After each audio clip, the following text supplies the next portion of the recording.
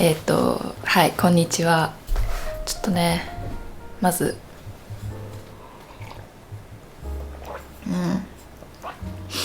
前回の Vlog を見てくれた方はわかると思うんだけど、日本に帰ってきました。で、今ここは、実家ですね。懐かしの実家。なんかめっちゃ木が大きくなってる。いつもさ、なんかロンドンで撮ってたからすごい違和感あるのね、今。なんか慣れないっていうか緊張してる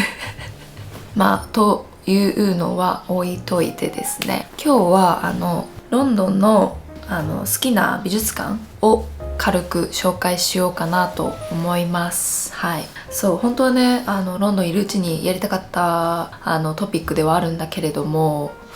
めんどくさがってやってませんでしたね。はい、一応ですね、一応というか、まあ私は割と美術館とかギャラリーに行くのが好きで、まあロンドンを選んだ、大きい理由の一つに、ロンドンってすごく美術館とかギャラリー、現代アートが結構有名だなと思っているので、それは理由の一つとしてあったかな。でも別にすごいなんていうんですか、専門的に学んだっていうわけではない。ちょっと大学院時代にちょっと軽く触れたけど、がっつり学んだってわけじゃないので、あんま専門的すぎない感じのおすすめをできるかなと思ってます。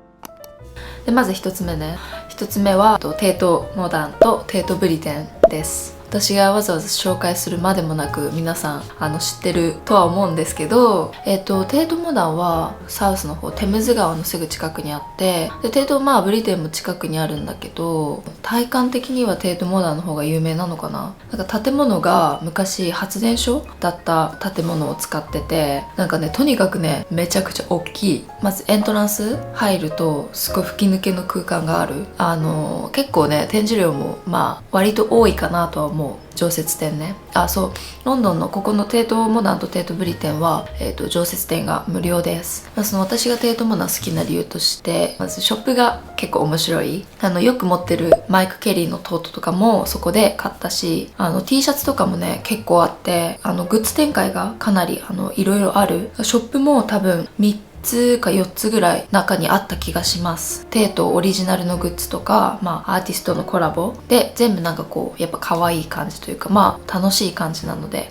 であとはテートモダンとテートブリテンどっちもすごい常設展が面白い。テートモダンの方はテートモダンってあるから結構現代アートが多くて、でテートブリテンはもっとクラシックな絵画とかが多いかな。油絵とか彫刻とかで、テートモダンもテートブリテンも一定期間でちょっと展示が変わってるのね。一回行って終わりじゃなくて何回も行くたびに面白さを発見できるというか、でやっぱ展示量もすごい多いし、イギリスのアーティストをたくさん見れる。テートブリテンは多分有名なので言うとターナーとかがすごく見れるし、彫刻だと、ヘンリー・ムーアとかを見れると思います。有名作品がすごく見れるので、テートモダンとテートブリテンはやっぱ何回も行ってましたね。すごい敬語どっちも好きな美術館です。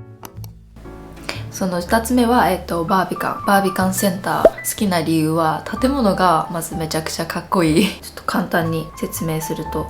建物はその地区が再開発された時にできたもので、敷地内にコンサートホール、劇場、映画館、アートギャラリー、あと図書館もありますね。文化複合施設ですね。建築がね、そのバービカンエステートっていうその地域、そういう建物を有する地域は、ブルータリズム建築の傑作とも評されてるってありますね。そのブルータリズム建築が私は結構かっこいいなと思う。バービカンエステートっていうその居住地区、結構確かね、住める建物もある。すごい家賃高いけど、だからなんていうのかな、そのエリアは結構広いから、敷地内を散歩っていうかぐるぐるしてるだけでも楽しい。かなり写真映えすると思う。中にカフェとかレストランもあるから時間を潰せる場所かなと個人的には思う。でもね、確か改修に入っちゃうんじゃなかったかな、バービカンセンター。バービカンセンターは、2028年6月末から、約1年間お休みするみたいです。そう、改修のため。そう、中には入れなくなるのかもしれない。あとね、バービカンはトートバッグがあって、多分5ポンドぐらいなんだけど、すごい可愛いっていうか色がいろいろあって、でそんなに高くない5ポンドだから、なんかこうお土産とかにもいいかなって買ってった友達もいましたね。はい。で次ちょっと読み方がわかんないんだけど、日本語であった。スタジオボルテール。ここは、サウスの方にあって、ちょっと中心から離れてはいるんだけど、ギャラリーなのね、ここは。確か私がこのスタジオを知ったきっかけが、なんかね、ロエベとパートナーシップ関係にちょっと前あったらしくて、それでなんかへーって思った。ここが好きな理由はショップがすごい面白い。さっきから展示内容じゃなくてショップが好きっていうところばっか挙げてんだけど、そう、ここはねめちゃくちゃユニークな作品。多分他のギャラリーとか美術館とかでは見られないようなグッズが結構ある。アーティストとコラボしたなんか鉛筆立てとかある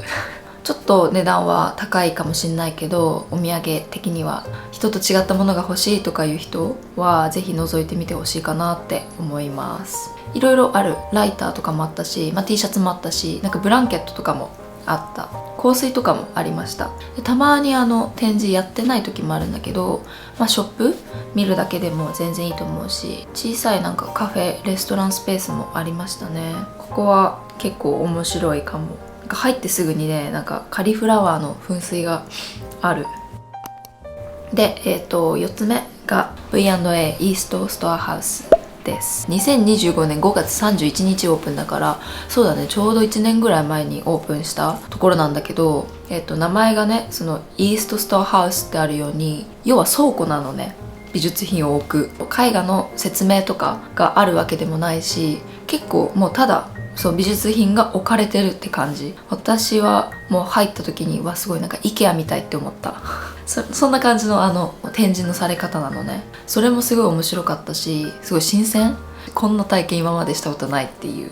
すごい面白いし、やっぱ無料だからそれもいいですよね。そうで、あとすごい面白いなと思ったのが、なんか V&A って多分、衣装お洋服をすごく所有してるので、美術品として所有してるんだと思うんだけど、それを一般の人、私たちみたいな一般の人がこう取り出してこう見ることができる。そう、触ることができるの。とにかく、予約をして、服とかを実際に直に見て、なんかそのリサーチとか仕事に役立ててくださいねっていうプログラムがあって、で別にそのロンドンに住んでる人とか学生だけが使えるとかいうわけではなく、みんな使えるの。それがすごいなと思って、それをね、見ることができたんだけど、上から本当にこう、手袋はしないといけないけど、机のところにドレスを置いてこうよく観察してる人とかがいて、なんか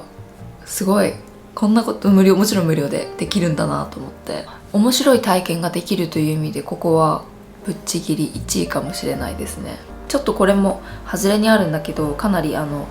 く価値はあると思います。すごい面白い体験ができるはずで、最後が、カムデンアートセンター。はい。で、ここ結構ショップが面白くて、ポストカードとかレターの種類が結構ある。しかもなんか可愛い感じのやつが。でもトートバッグも私買ったんだけど、ちょっと見せるね。見えるかな、ちょっとシワになってるんだけど、結構街がこういう風にあるのね。でしっかりしてる。結構で、内側にも見えるポッケがあるから、でハンドルもやっぱしっかりしてる感じ。割とこれでいくらぐらいかな、15ポンドぐらいだったから、なんか作りを考えるとそんな悪くないかなと思う。色もいろいろ可愛いのがあって、そんななんかラップトップとか入るし、そうすごいいいなって思いますね。でもそれ以外にもいろいろ結構ショップ自体が面白い。本とかもアートブックとかも結構あるし、結構好きなギャラリーショップですね。であとはお庭があるんですね、カムデンアートセンターは。結構こじんまりした感じのお庭なんだけど、天気のいい日とかはそこでちょっとピクニックとかもできるし、ぼーっとしたりしてもいいから、なんかね、緑が結構あるギャラリーなのね。それがすごい好きなポイントかもしれない。あとはね、その市民の人たちへのプログラムがいろいろあったかなって感じ。そうだね、パブリックプログラムとか、ラーニングとか、あとワークショップ結構な頻度で開催されてて、それもグッドポイントって感じ。ここもたまに展示やってない時あるんだけど、ショップ見たりとか、あとはちょっとそのお庭でのんびりするだけでもすごいいいなというか、いいスポットなので、そうおすすめです。はい。という感じで5選しましたショップが面白いミュージアム5選だねそれどうなんて感じだけど、でもさ、まあ私も全然行って展示とか見るけど、もう全然わかんなかったとかいう時、そういうことはやっぱりある。でもなんかショップが面白いってみんな割と楽しめることだと思うのね。だからでなんかそれが一つなんだろう、アーティストを知るきっかけになったりとか、芸術に興味を抱くきっかけになるかもしれないから、まあだからショップが面白いっていうのは結構大事というか、私はなんか面白いなと思うポイントですね。ということで、そうですね、日本での生活もうまだ正直あんまり始まってなくて、まあ今は実家にいるけど、多分ここからはここではない別のところへ行こうかなって考えてたりもするので、なんかそういうこともまたね撮っていければとは思います。引き続き見てくれると嬉しいです。バイバイ。